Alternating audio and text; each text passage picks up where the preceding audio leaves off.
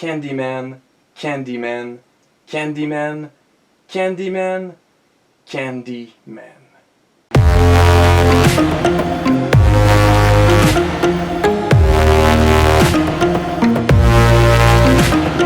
Bonjour et bienvenue à Chuck B Critique. Aujourd'hui, je vous donne mon avis sur la suite du classique d'horreur de Clive Barker et j'ai nommé Candyman, qui se nomme aussi, encore une fois, Candyman, le spectre maléfique.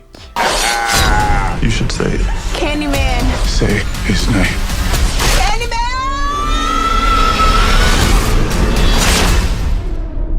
Dans ce nouveau chapitre de la franchise, ça raconte l'histoire d'un artiste populaire qui, en proie à une panne d'inspiration, découvre les sombres origines du quartier dans lequel il habite maintenant, qui développe chez lui une véritable obsession dangereusement mortelle. J'ai jamais été un gros fan de la franchise, mais j'avais quand même très hâte à ce nouveau chapitre. Et pour l'occasion, j'ai revisité le premier et même découvert le 2 et le 3.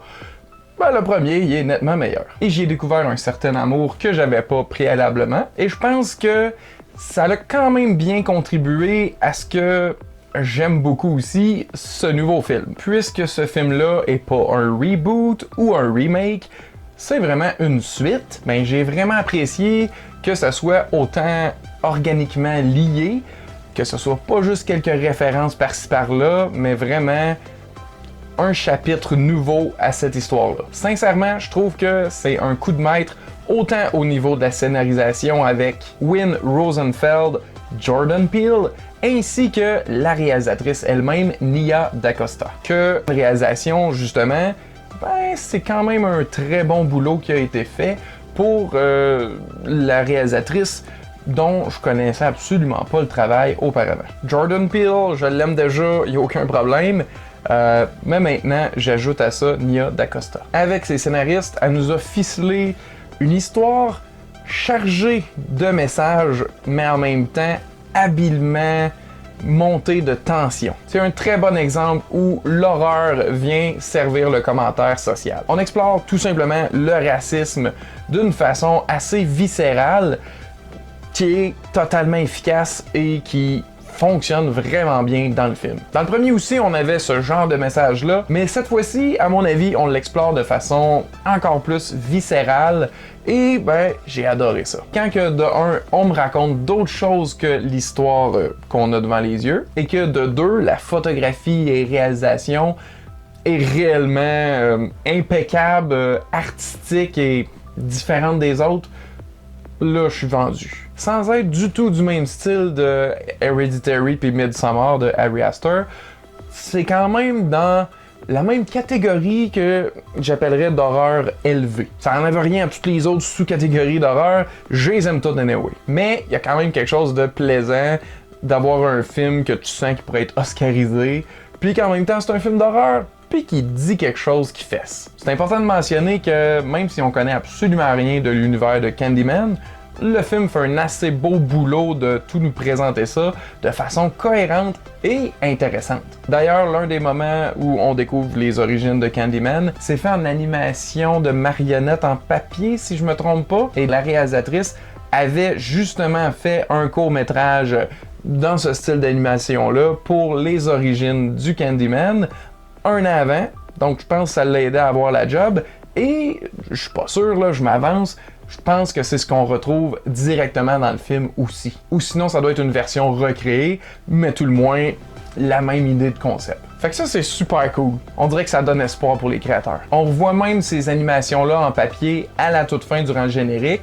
et j'avais un peu l'impression que c'était différent cette fois-ci. Et je pense que j'ai eu raison parce que, entre autres, on voyait un jeune garçon se faire condamner à la chaise électrique.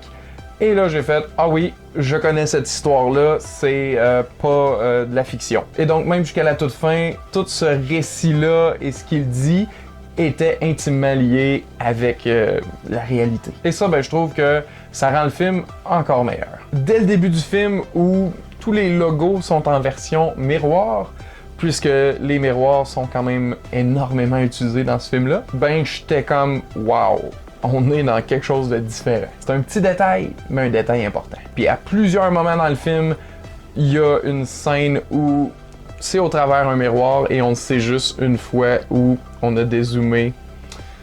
J'ai vraiment aimé ces scènes-là. Il y avait une petite touche artistique assez plaisante, mais pas gratuite parce que c'est totalement thématique avec l'histoire du film. Il y a aussi plusieurs scènes de meurtre où c'est vraiment impressionnant la technique qu'ils ont utilisée et ça donne des frissons dans le dos, la façon dont les scènes sont montées. Il y a du gore, ça oui, mais pas tout le temps, puis on dirait que c'est fait de façon calculée.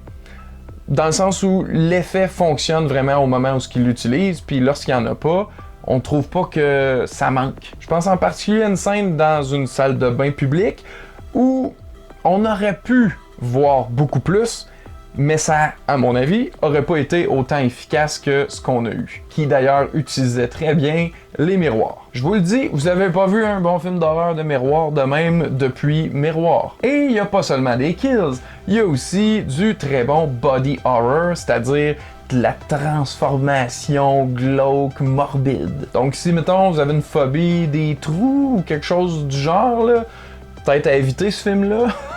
Mais sinon, superbe maquillage, ça lève le cœur à souhait. On dirait qu'il y a autant mon côté intellectuel que basique qui ont été stimulés et moi ça m'a vraiment plu. Ce nouveau film-là, je pense que c'est mon préféré de tous ceux de la franchise parce qu'il la rend, selon moi, encore meilleure. Mais absolument pas en la dénaturant, vraiment en gardant son essence. Si vous découvrez cet univers-là ou vous y retourniez, il y a des fortes chances que vous soyez assez comblé. Donc, que vous soyez un fan de Candyman ou pas, c'est une très grosse recommandation de ma part. En tout cas, pour moi, ça a été un super gros coup de cœur et j'espère que ce sera pour vous aussi. Fait que si vous l'avez vu, j'aimerais ça savoir ce que vous en avez pensé dans les commentaires ci-dessous. Un gros merci à tous d'avoir écouté, à la prochaine!